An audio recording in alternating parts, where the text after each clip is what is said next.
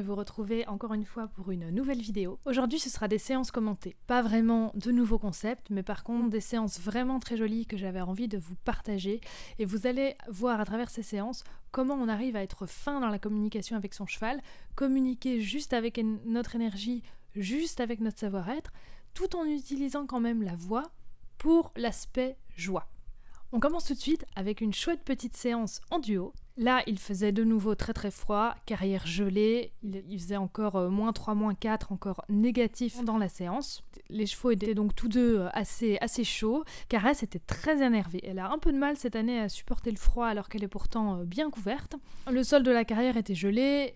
Et elle, comme vous savez, dès que le sol est pas complètement parfait, qu'il est un petit peu trop dur ou un petit peu trop mou, elle est moins confortable. Donc c'est pour ça que là, de toute façon, on a fait que du pas, ça ne glissait pas du tout. Donc il n'y avait pas de risque, simplement, c'était pas hyper confort comme terrain. Mais voilà, on voit que pour Abantos, par exemple, lui, ça ne le dérange absolument pas, il trottait même par moments, alors que je lui demandais pas du tout.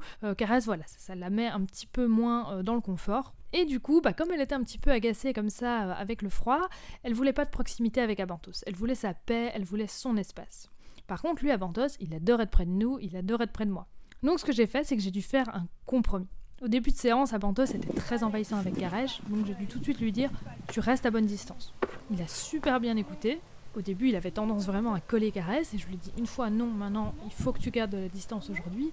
Et c'est fou parce qu'il a vraiment gardé ça toute la séance, cette demande initiale où j'ai vraiment montré que c'était important. Il l'a gardé tout du long, même en fin de séance quand je suis allée à la porte avec Caresse pour la déceler parce que c'était fini. Lui, d'habitude, quand il sait que c'est fini, il nous rejoint tout de suite à la porte. Il est resté tout seul au milieu de la carrière en train d'attendre que je lui dise « Ok, tu peux venir ».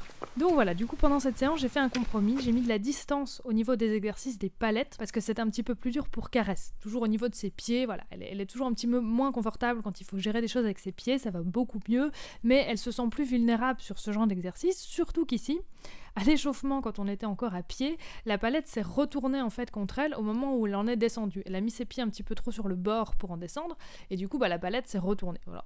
Rien de bien grave, mais ça l'a un petit peu surprise.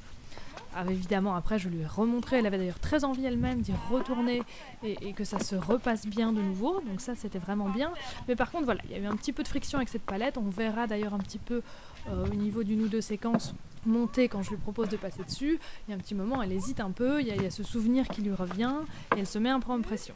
Donc du coup, voilà, je dis bien à Abantos, au niveau de la palette, on va faire de la distance. C'est pour ça que je mets les palettes loin l'une de l'autre, pour que chacun ait vraiment son espace. C'est un exercice qu'on avait fait avec Domino. Domino adorait cet exercice, on le faisait beaucoup en duo entre Domino et Abantos. J'ai mis beaucoup de temps à remettre cet exercice parce que c'était vraiment leur exercice signature.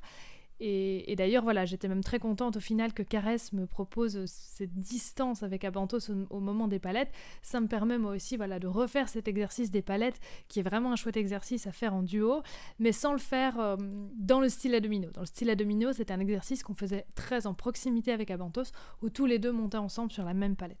Donc voilà, donc distance ici au niveau des palettes. Et par contre, on va mettre de la proximité au niveau, vous allez voir, on va faire des petits exercices de reculer. Reculer par aspiration où Abantos vient vers nous en reculant, c'est la première fois que je teste ça depuis la selle de Caresse. Et donc ici, je propose un peu de proximité à Caresse parce qu'elle est moins vulnérable et surtout je lui demande rien de spécial à ce moment-là. Quoique, je ne lui demande rien, en fait si, je lui demande d'écouter et de rester très calme, alors que Abantos nous recule dessus littéralement, avec ses hanches vers donc, la tête de Caresse, voire vers son flanc suivant comment on est positionné. Et donc son instinct à Caresse lui dit de s'écarter parce qu'Abantos nous arrive dessus avec ses fesses. Et donc là, ça lui demande vraiment un effort de se poser sur moi et de se dire non. Elle me dit que je dois rester calme, elle me dit que je dois rester là, ça veut dire qu'elle contrôle Abantos, ça veut dire que tout va bien se passer. Et donc ça, c'était vraiment un super exercice très intéressant de ressentir cette connexion que j'avais avec Abantos, même à grande distance. C'est la première fois que je tente comme ça de la liberté à distance monter avec Abantos. J'ai eu aucune déconnexion, je sentais vraiment qu'il était à fond sur moi et ça me permettait du coup d'être beaucoup avec Caresse aussi, parce que je pouvais du coup beaucoup mettre d'attention sur Caresse, même sans regarder Abantos, il l'écoutait, il était complètement connecté à moi. Et je pouvais du coup me concentrer un petit peu plus aussi sur les émotions de Caresse et donc ressentir là ce que je vous ai dit là dans l'exercice en proximité, cette petite tension de se dire ok, il me dit de m'écarter, mais au-dessus elle me dit que ça va bien se passer, donc je ne m'écarte pas. Comme il y avait beaucoup de tension, je vous ai dit en début de séance entre les deux chevaux, parce que voilà, avec le froid, ils étaient un petit peu énervés, je devais être beaucoup plus calme encore que d'habitude et écouter encore plus que d'habitude. C'est vraiment en fait de nouveau la clé qui m'a permis de réussir cette séance, c'est le calme et l'écoute. Ça paraît tout bête, mais rien qu'avec ça, quand on sent les tensions, quand on sent que dans l'air il y a une espèce d'énergie négative, que c'est prêt à péter à tout moment, on a tendance des fois à se dire je cours dans mon exercice, je m'occupe, hop, je me dépêche pour arriver au bout. C'est tout l'inverse. On repart de nous, on se dit ok, où est-ce que je sens des tensions? Ok, là je sens que j'ai les épaules tendues, là je sens que dans ma tête je cours vers la fin de mon exercice, ça va pas. Donc je me calme, je souffle, je repars de cette zéro énergie là pour être tout simplement avec eux. Et au début de la séance, j'avais cette envie un petit peu de me dire ok, ils sont un petit peu énervés, on va se dépêcher. Comme ça, après je les libère et c'est bon. Non, au contraire, on prend le temps d'être ensemble. On prend le temps de s'installer dans cette séance. Et au début, je me suis juste assise comme ça sur Caresse, idem à pied, je me suis juste posée avec eux. Et j'ai dit ok, on prend le temps simplement de souffler et d'être. Et là, tout de suite, j'ai senti les tensions chez moi et chez mes deux chevaux complètement redescendre et complètement, s'écrouler. Et ok, on repart tous de cette zéro énergie. Et ensuite, je visualise ce que je veux faire et j'écoute mes chevaux. Est-ce qu'ils sont toujours dans cette zéro énergie? Est-ce qu'ils sont toujours bien avec moi? Et si je sens que oui, alors je peux demander. En fait, j'écoute tout simplement pour savoir quel est le bon moment pour pouvoir demander. Et le bon moment, c'est quand mes chevaux sont dans la décontraction, prêts à recevoir des demandes. Donc voilà, écoute et calme.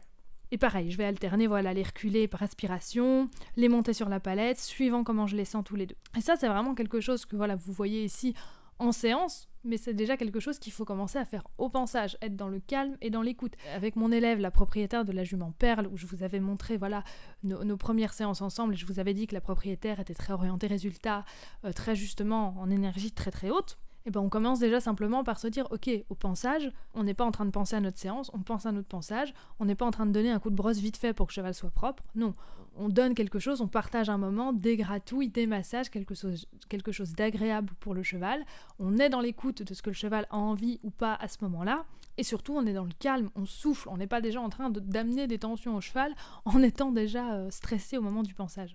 Et donc voilà, après cette superbe séance, j'ai senti qu'Abantos avait encore envie de partager des choses avec moi, et cette fois, d'être un petit peu plus près de moi. Il avait vraiment fait l'effort d'être un peu tout seul par moment dans cette séance où j'étais justement sur le dos de Caresse, et donc du coup après je lui ai proposé d'enchaîner avec un exercice, donc seul avec moi, en proximité, où on allait faire des sessions au-dessus d'une barre en angle en fait, une barre en angle droit où il allait devoir garder les antérieurs d'un côté de la barre, les postérieurs de l'autre côté et tourner comme ça en croisant antérieur et postérieur. C'est un exercice vraiment pas facile. Et ça, c'est quelque chose qui se fait beaucoup en éthologie et qui se fait du coup avec bouger les hanches, bouger les épaules, bouger les hanches, bouger les épaules. Et vous allez voir que moi j'ai pas du tout procédé comme ça, parce que de nouveau je veux que le cheval comprenne ce que je veux, comprenne l'exercice pour pouvoir le réaliser comme vous allez le voir à la fin de la séance, en autonomie complète, seul, en comprenant vraiment quel est le but. Que le but, c'est de ne pas toucher la barre, de garder la position de départ et d'arriver au bout comme ça. Alors après, il se débrouille. Forcément, la réponse logique va être de croiser hanche et épaule, mais c'est lui qui va trouver cette réponse. Et c'est pas moi qui vais lui dire ok, tu croises épaule, maintenant tu croises hanche, tu recroises épaule, maintenant tu croises hanche. Non, moi je dis rien de tout ça. Je lui dis juste, il faut qu'on arrive au bout, tes postérieurs là, tes hanches là, et le but c'est de pas toucher la barre. Voilà. Et c'est un petit jeu et on met beaucoup de joie. La première étape en fait, et ça c'est souvent une étape qui est bâclée, et ça je vous en ai déjà parlé dans d'autres vidéos, c'est d'apprendre la position de départ en fait. Comment on part dans cet exercice, c'est-à-dire comme je vous ai dit, les antérieurs d'un côté de la barre, à l'intérieur, et les postérieurs à l'extérieur de l'autre côté de la barre. Il connaît déjà cette position, c'est quelque chose que je lui avais déjà montré, souvenez-vous quand on avait commencé au tout début les reculer au-dessus d'une barre au sol, mais je repars de ceci et je lui dis ça va être notre position de base aujourd'hui. Donc je mets beaucoup de calme à ce moment-là, je récompense beaucoup à ce moment-là pour lui montrer que ça, c'est juste. Là, on est bon. Là, rien que ça, je suis déjà contente. Souvent, on a tendance à bâcler ce début et vous allez voir qu'en fait, c'est grâce à ça que ça va nous sauver après quand il y a des moments d'incompréhension. On va voir qu'il va pas mal chercher. Je vais vous expliquer après pourquoi je le laisse chercher. Avant de trouver la bonne position, la bonne manière d'aborder cet exercice. Comment se déplacer au-dessus des barres. Et le fait d'avoir cette position de base, de départ bien ancrée dans sa tête, dès qu'il y a un petit stress, une incompréhension, qui se dit je sais pas, je dois reculer, je dois avancer, je comprends pas ce que je dois faire, hop, il se dit ah ouais, ma position de départ, je reviens à ça, je reviens antérieur d'un côté, postérieur de l'autre, hop, et là tout de suite je mets du calme et il se dit ah ouais, ok, voilà, c'est bon. Vous verrez qu'au début de séance, il y a pas mal de tension, on voit son sexe justement qui sort, ça je vous avais dit, signe de tension. Mais il gère beaucoup mieux qu'avant. C'est nouveau, c'est quelque chose d'assez technique, d'assez précis, donc forcément dans un nouveau apprentissage comme ça, surtout avec un cheval comme Avantos, il y a un petit peu de tension. Mais vous allez voir que ça passe très vite et c'est ça qui compte, c'est que ça passe très vite. Ce qui me plaît aussi, c'est qu'il gère mieux. Avant, il ne supportait pas. Dès qu'il y avait une moindre frustration, et ça c'est comme pour nous, dans la vie, on va avoir des moments de frustration, on va avoir des moments un petit peu plus durs. Ce qui compte, c'est que ça ne dure pas. Mais il faut apprendre à gérer ça et je suis contente parce que comme je vous avais déjà dit dans les vidéos précédentes, on progresse sur cette voie-là. Et là, maintenant, il gère. C'est-à-dire qu'avant, il serait parti de l'exercice. Il m'aurait tout arraché des mains, il aurait fait un coup de tête, il serait parti brouter. Et puis si je l'avais ramené sur l'exercice, il aurait tout bâclé, c'est-à-dire il se serait précipité pour passer au-dessus des barres et ne pas rester justement dans cette position de base. Et donc je vous disais tout à l'heure, j'ai pas contrôlé le physique, j'ai pas contrôlé les épaules et les hanches, j'ai pas du tout cherché à faire ça. J'ai travaillé que avec ma voix. Vous allez donc voir que c'est possible de faire des exercices techniques comme ça sans contrôle physique. Je lui montre le chemin avec mes mains, vous allez voir, je vais y revenir un petit peu plus tard au niveau de mes gestes, ce que je fais exactement. Et je cherche à ce qu'il comprenne, comme je vous ai dit, le but, pour qu'il refasse ensuite seul, et pas juste parce que je demande de bouger les hanches et les épaules. Premièrement, j'utilise beaucoup la voix. Je vous ai toujours dit, pour moi, la finesse ultime, c'est juste de travailler au savoir-être, sans voix, et juste avec notre énergie. En fait, c'est ce que je fais ici. Vous m'entendez tout le temps parler, mais en fait, dans ma voix, il n'y a aucune indication vocale. Je ne suis pas en train de lui dire hanche, épaule. Il y a très peu de gestes également. Il y en a un principal, en fait, c'est ma main qui lui indique la voie à suivre. Et éventuellement, mon buste qui s'avance un petit peu pour lui indiquer le chemin et lui dire là, va falloir un petit peu reculer ou au contraire un petit peu avancer et revenir un petit peu vers moi. Mais c'est vraiment juste des indications. Je viens pas après renforcer ma demande avec une action quelconque. C'est juste, voilà, je lui dis hop, ça serait bien si tu te mets un petit peu plus comme ça va t'aider. Et donc, il y a pratiquement pas de geste, à part cette main qui lui propose justement ce suivi de main pour la direction à suivre. Mais il n'y a rien au niveau des hanches, il n'y a rien au niveau des épaules. Et la voix, elle sert à quoi ? C'est pas pour le guider, c'est juste pour l'encourager. C'est juste pour le côté joie, parce que c'est un exercice qui peut vraiment être ennuyant assez facilement. Et donc ma voix est juste là pour l'encourager. Parce que dans le silence, ça va vite devenir triste. Et là, il prend toute sa motivation dans ma voix. En fait, si je lâche ma voix, que j'arrête de l'encourager, il s'arrête dans l'exercice. Donc là, c'est vraiment, je le tiens avec ma voix, je l'aide à se poser sur ma voix pour vraiment prendre le rythme dans cet exercice et prendre la joie avec moi. Évidemment, de nouveau, je fais beaucoup de pauses. Dès que je sens, hop, qui sait plus trop, etc. On fait des pauses, vous allez voir au début dans l'apprentissage, on fait 2 pas, on s'arrête, on fait une pause. Voilà. Dès que je sens qu'il en a besoin, tout de suite, on s'arrête.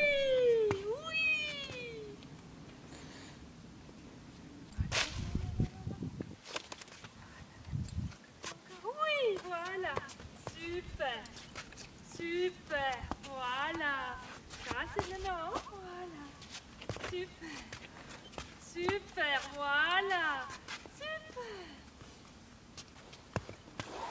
voilà, oui, voilà, ça c'est correct.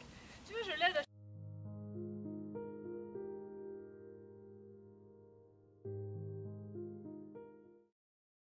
Oui, super, super, super. Il avance vraiment avec moi, quoi. Super.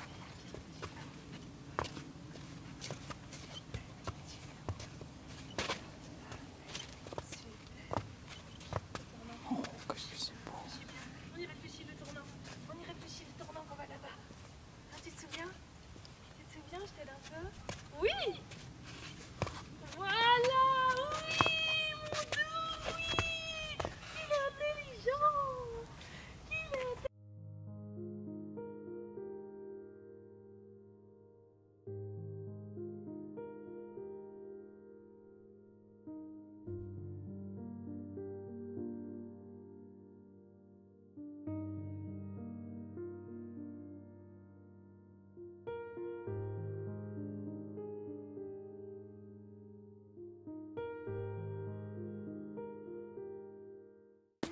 Des fois, comme ça. Ouais. Vas-y, on y va. Encore. Voilà, encore. Vas-y, encore. Vas-y, mon doux, vas-y. On y croit. Super, on y croit. On y croit ce que faisaient les fesses. On y va encore. Vas-y, mon doux. Allez, mon amour, il va de oui, bien. Encore. Oui, encore, vas-y. Encore. Mon physique. Qu'est-ce qu'elle raconte, maman? Encore. Oui.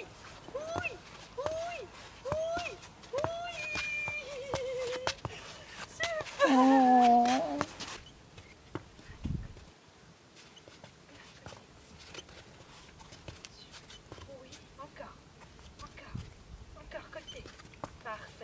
voilà, encore, côté, encore, parfait, encore, va, encore, oui, voilà, encore, parfait, encore, vas-y, c'est presque, vas-y, encore, ici, là, voilà, juste en encourageant, Bien. c'est super, et on va jusqu'au bout.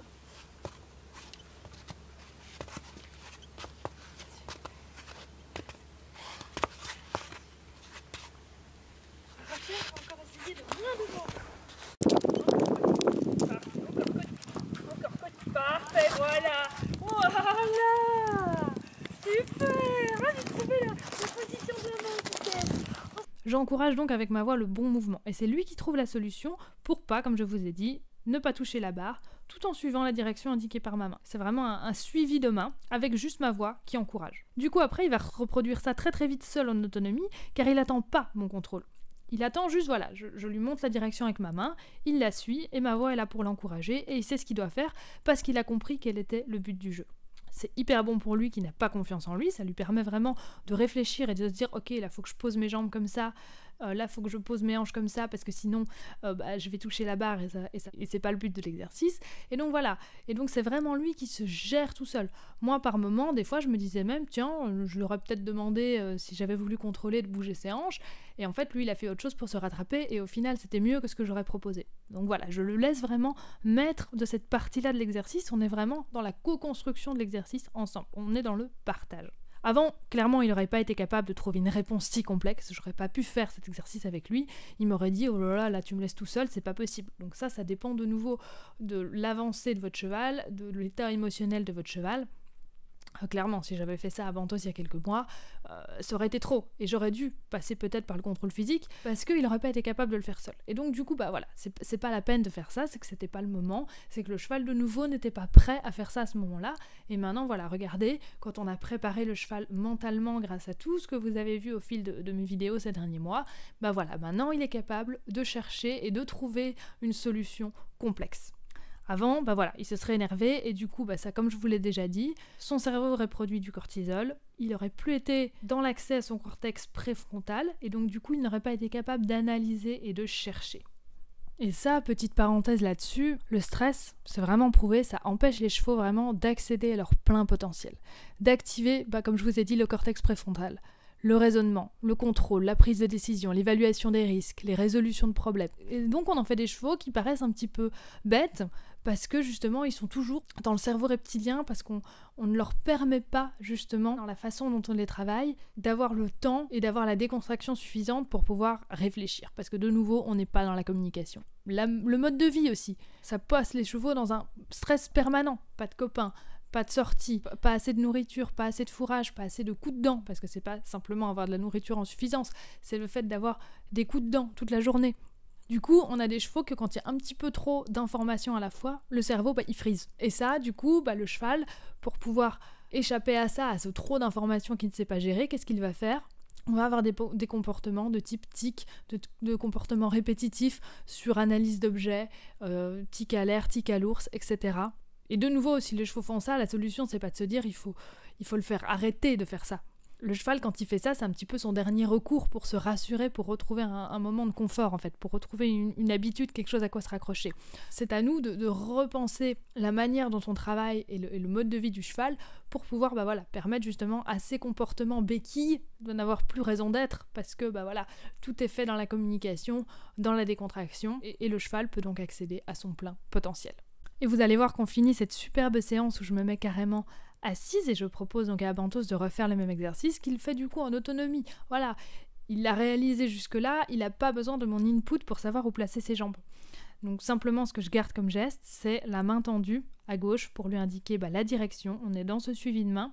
Et on est dans cette voix toujours qui encourage, sans donner d'indication, mais qui encourage. On voit à un moment donné, il mordit un petit peu ma main, il vient un petit peu avec ça à sa bouche. C'est pas du tout pour chercher un bonbon, c'est parce que de nouveau, là, je suis assise, c'est un petit peu différent l'infrastructure. Mon énergie est un petit peu moins présente aussi, comme je suis descendue d'un étage. Il y a donc un petit peu de tension et il demande en fait ma validation. C'est comme en fait s'il voulait que je lui tienne la main et que je lui valide et que je lui dise ok, là c'est bon ce que je fais, là c'est bon ce que je fais, là est-ce qu'on est toujours bon, est-ce que c'est ok. Et donc ça, c'est vraiment quelque chose auquel je réponds de nouveau avec ma voix où je le soutiens encore plus. Après, on verra que voilà, qu'il n'en a plus besoin, que tout se déroule très très bien. Vas-y, encore. Encore, voilà, encore. Parfait. Super, encore, oui. Encore. Bien, encore, oui. Super, encore. Encore, oui. C'est pas grave, c'est pas grave. Oui. Parfait. Voilà. Là, on arrête alors. Oui.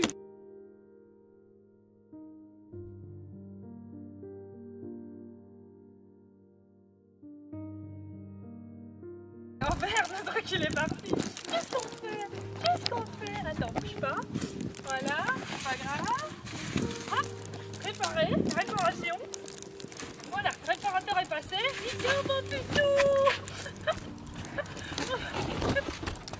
On a vu que là, de toute cette séance, à aucun moment, il m'a demandé de faire stop. Moi, j'ai fait des pauses quand je sentais qu'il en avait besoin, comme je vous ai dit, mais à aucun moment, il ne m'en a demandé. Il n'est pas venu me chercher pour me demander une pause, il n'y a pas eu le fameux coup de tête qui fait quand ça commence à plus aller et qu'il se détourne de l'exercice. Voilà, il avait vraiment cette envie d'aller jusqu'au bout avec moi. Et pour étendre un petit peu ce que je vous dis là, qui se rapporte vraiment à un exercice très précis, de manière générale, quand on a un cheval qui, voilà, par exemple, j'ai eu le cas récemment, qui refuse d'être longé, qui a du stress dans un exercice précis, souvent c'est parce que dans cet exercice, on est dans le contrôle des pieds, dans le contrôle du physique, on est dans la pression, et donc il faut revenir à quelque chose de plus émotionnel. De nouveau, on n'aborde pas le problème de front. Un cheval qui ne veut pas être longé, là j'ai eu le cas récemment justement, on passe par des exercices préparatoires où on installe joie, on installe des contractions, où on installe un certain nombre de codes de communication, on installe les oui, on installe les non. On installe aussi, l'envoi à distance, le passage entre des portes, tout ça avec beaucoup de joie, avec beaucoup de décontraction. On arrive toujours sur le problème de manière détournée, et ensuite, on revient à notre exercice de longe qui pose problème, mais de nouveau, comme on a fait la cabentos dans le contrôle des émotions. On va encourager le cheval avec la voix. On va lui donner un certain nombre d'indications par rapport à des choses qu'il connaît, par exemple les envois à distance qu'on aura vus juste avant, et ensuite, on va l'encourager simplement avec la voix, et toujours en essayant de donner au cheval une idée globale de l'exercice, quitte à mettre, pour cet exemple de l'exercice de longe, des portes de cône dans lesquelles passer sur le cercle pour aider le cheval à visualiser, et toujours faire en sorte que le cheval soit autonome dans l'exercice, qu'il y aille parce qu'il en a envie, parce qu'on a bien installé ça, et pas parce qu'on le pousse à y aller, parce que là forcément on va déclencher les défenses, et on va avoir des chevaux qui après ne veulent plus faire du tout. On continue ensuite avec une petite vidéo que vous avez déjà vue il y a quelques temps dans un short où on faisait des petits jeux à l'intérieur. C'est l'hiver, donc c'est pas toujours facile d'avoir des séances dehors. Et là vous allez voir, je vais vous le redire, que la joie c'est vraiment tout le temps et c'est vraiment un des piliers. Alors, puisqu'on a une table, on évalue la table. Oui, pousse. Oui. Elle a déjà poussé. Qu'est-ce que tu fais? Pousse. Oui, toi aussi, pousse. Super. Avec ces petits jeux, c'est facile d'être dans la joie. Mais c'est important d'avoir toujours en tête que quoi qu'on fasse, même si ce sont des choses plus techniques, il faut ne jamais chercher à travailler avec son cheval, mais toujours à présenter les choses sous forme de jeu. Si vous êtes trop sérieux, votre cheval n'aura pas envie de rester avec vous. Si vous ne jouez pas, votre cheval ne peut pas jouer avec vous. Voilà. Oh ouais, super. Et puis là, pousse là-bas. Et l'autre là-bas. Pousse là-bas. Vas-y, pousse ici. Oui. Il pousse encore celui-là.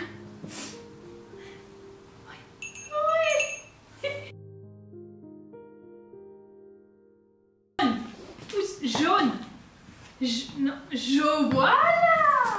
Jaune. Oui. Voilà. Pouce jaune. Pouce jaune. Oui. Pouce bleu. Pouce bleu. Super. Pouce bleu. Pouce bleu. Super. Fais encore, moi. Caresse. Pouce bleu. Pouce bleu. Oui. Pouce. On pouce bleu. Oui. C'est jaune. On pousse jaune, parfait. Caresse, pousse jaune. Super. Pouce bleu, très bien. Oui, bleu, super. C'est ça. Et non, pas l'autre, Bleu, bleu. Non, bleu, oui. Pouce bleu, pousse, parfait, pouce bleu. Oui. On pousse jaune, super. Caresse, on pousse jaune, super. Caresse, pouce jaune. Oui, super. Ça, c'était... Oui.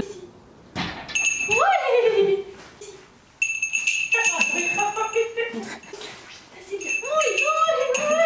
Oh oui, c'est bien. On s'amuse avec la bouche. Ouais, aussi, d'accord. Il veut faire un bisou. Ouais.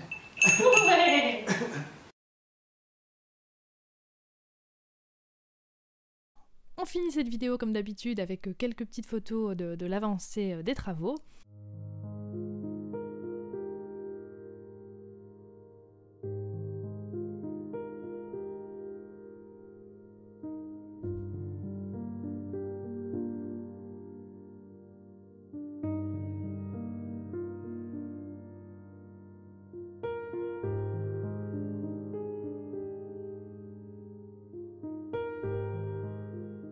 Comme d'habitude, j'espère vous retrouver en commentaire pour échanger un petit peu à propos de tout ça.